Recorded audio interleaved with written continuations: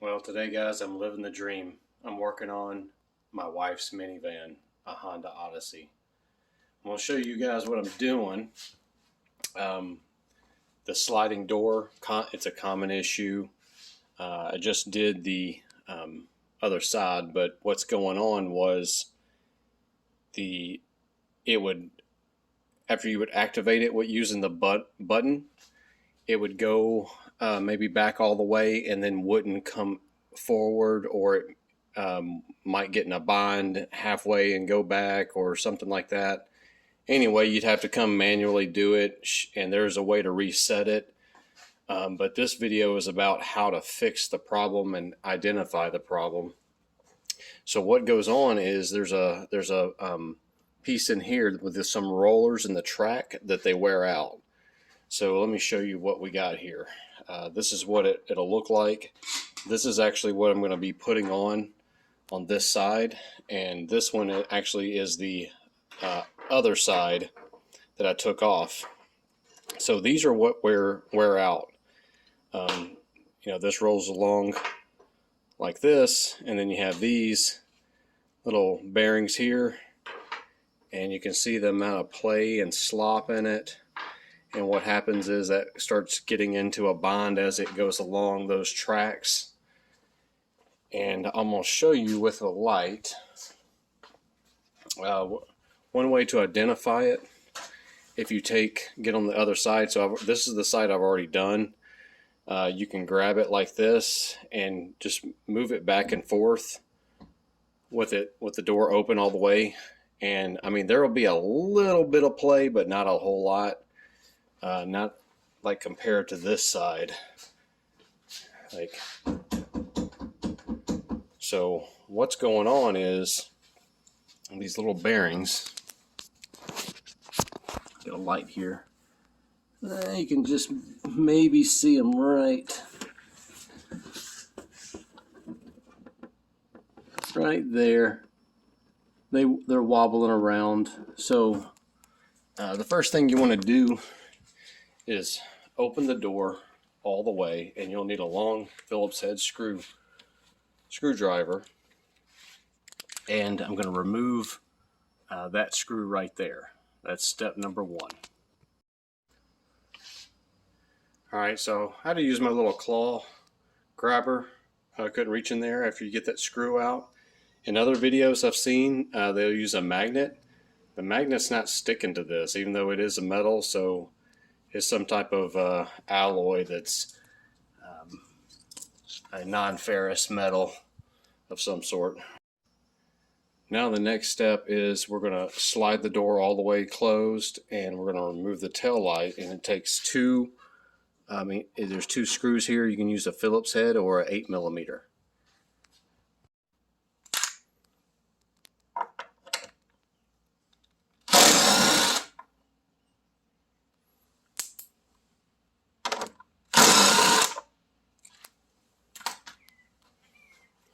Now the light should just slide right out.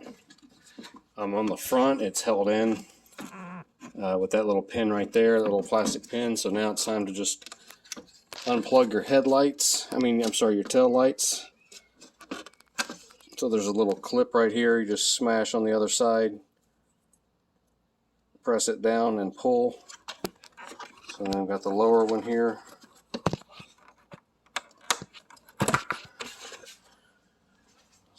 Take that off. And now we have a 10mm right here. Alright, so now I got that removed. We need to remove this piece. And what we're going to do is move the door all the way forward. We're going to do a little trick where you roll down the window once it's closed, and then you use the button to open it, and it'll open halfway.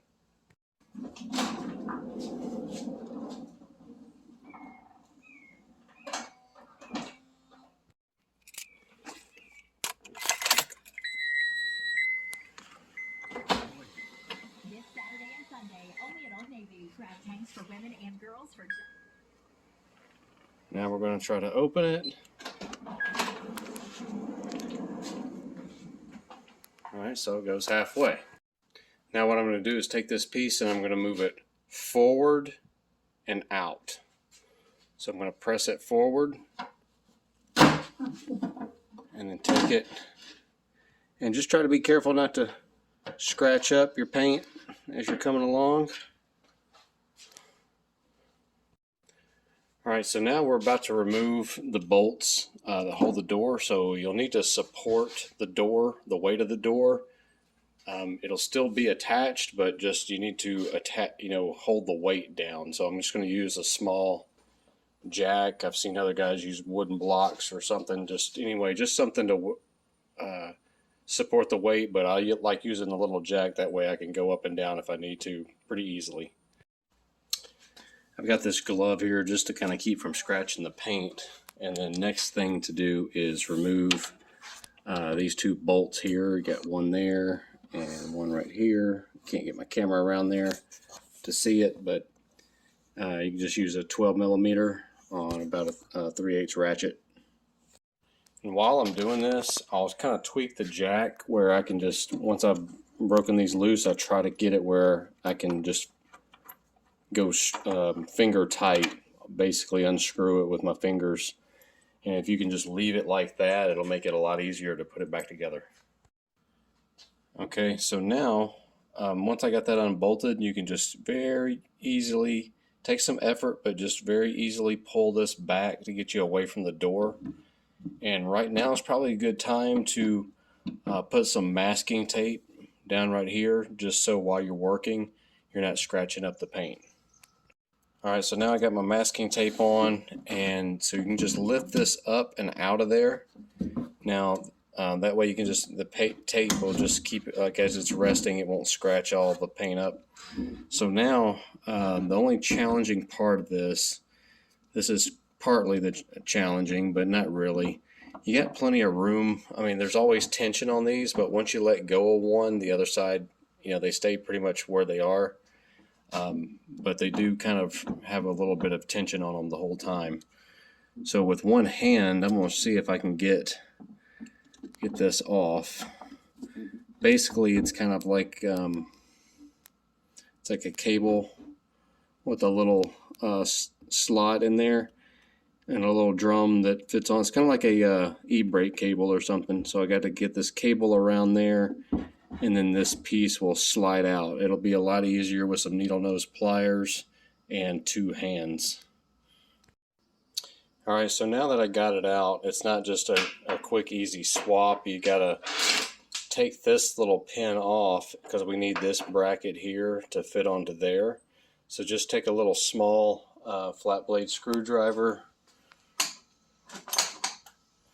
and get into one of these little slots and twist, and just do it very gently. Just make sure this thing doesn't pop away, because you're going to need that, and chances are you're not going to have one the right size laying around, so make sure you don't lose this.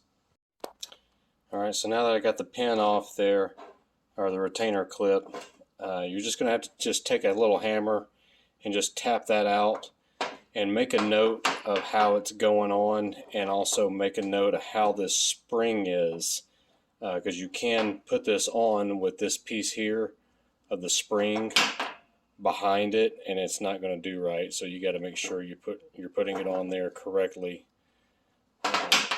onto the new piece. So I'll just put it in a vise and just use a little hammer to tap that piece out. And then you can take your old piece out, take your new piece, set it in there, slide the pin through, put your retainer clip on. Alright, once you got it on there, just put your retainer clip on there, snap that down into place, make sure it's in there properly.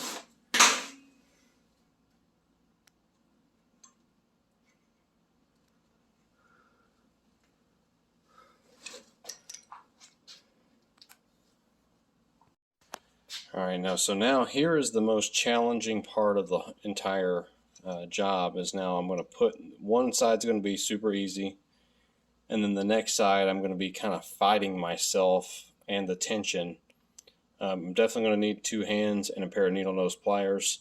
Apparently there is a way where you can go in on the inside and relieve the slack, but apparently it's a lot more effort to do that. So I'm going to set up the camera and see how easy it is. The other side, I kind of struggled for a moment, but I think I figured out something.